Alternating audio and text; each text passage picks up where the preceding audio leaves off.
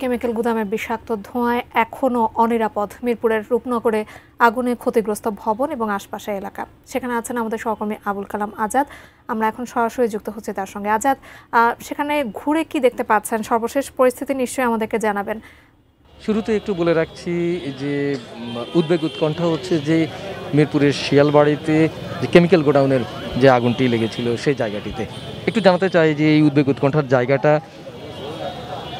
Fire service কর্মীরা কীভাবে দেখছেন।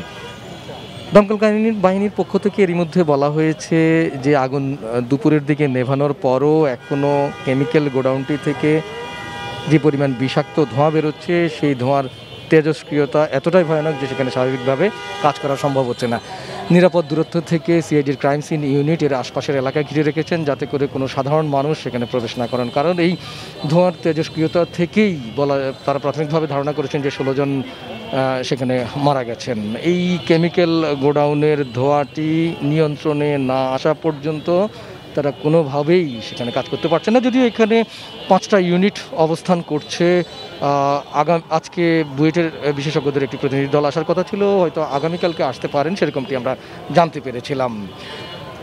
কিছুক্ষণ পরপরেই মাইকিং করা হচ্ছে যে এই কেমিক্যাল গোডাউনের আশপাশে কিংবা নিরাপদ দূরত্বের কাছেও যাতে সাধারণ মানুষ, উৎসুক জনতা, এলাকাবাসী কিংবা শিশুদেরকে নিয়েও যাতে এখানে নিয়ে আসা না হয়। তার কারণটি হচ্ছে যে কোনো সময় এক ধরনের ঝুঁকির মধ্যে রয়েছে এই ভবনটি এবং বলা যায় যে অনেকটাই অনিরাপদ, যেটা কয়েকদিন পরে হয়তো এর প্রভাবটি পড়তে পারে শ্বাসনালী সহ যে কোনো কিছুতে। এই ভবনটির কথা তো বললাম, যারা মারা গেছেন সে তার ঠিক উল্টো পাশে ভবনটির রাসায়নিক যে গোডাউনটি রয়েছে তার উল্টো পাশের ভবনটিতে যারা মারা গিয়েছিলেন সেই ভবনটি সেটিও ঝুঁকিপূর্ণ অবস্থায় আছে।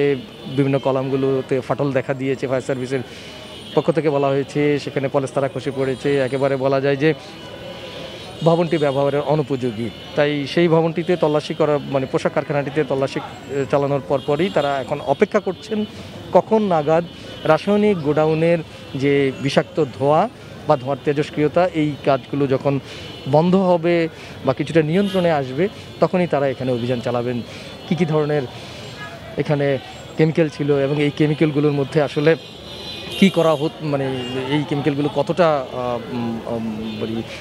এখানে আপনার প্রাণহানিকর বা ঝুঁকিপূর্ণ ছিল সেই বিষয়গুলো নিয়ে পরবর্তীতে তারা বিচার বিশ্লেষণ করবেন এবং এখানকার যে উদ্ধার কাজের সমাপ্তি ঘটাবেন সেটি হয়তো 36 থেকে 72 ঘন্টার মতো সময় লাগতে পারে বলে এরই মধ্যে তারা জানিয়েছেন। তো এখনকার মতো এই ছিল আমার কাছে সবশেষ।